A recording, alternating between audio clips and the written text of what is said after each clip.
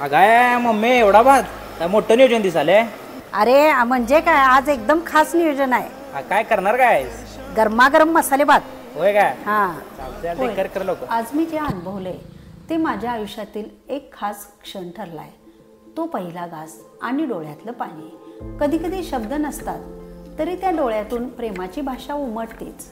जीवनात खऱ्या आनंदाचा अर्थ आपल्याला समाजातल्या अशा ठिकाणी जाऊनच कळतो. आज आम्ही आलो आहोत कोल्हापुरातील एका वृद्धाश्रमात.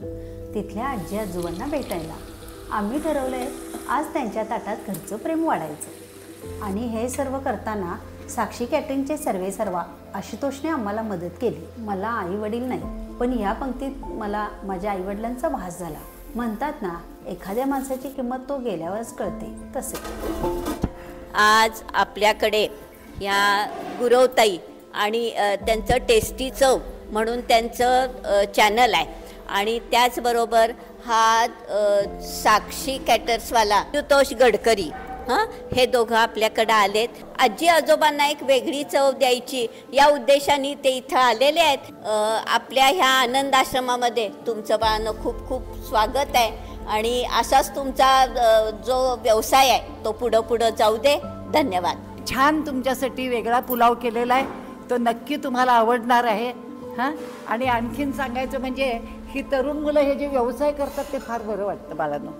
प्रत्येकाने नोकरीच्या मागं लागलं तर त्या नोकरीच्या मागं धावण्यापेक्षा आपला व्यवसाय करणं आणि कष्टाने सगळं काही मिळतं. खूप मोठा हो, तुझी भरपूर हॉटेल्स होऊ देत कोल्हापुरात आशुतोष, आणि तुझं चॅनल जोरात चालू दे.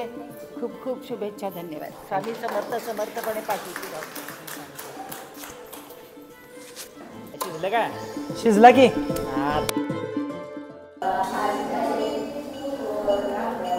त्या प्रत्येक घासामागून मिळालेला आशीर्वाद, त्याचं मोल शब्दात नाही मांडता येणार. शेवटी हा व्हिडिओ नाही तर ही एक आठवण आहे.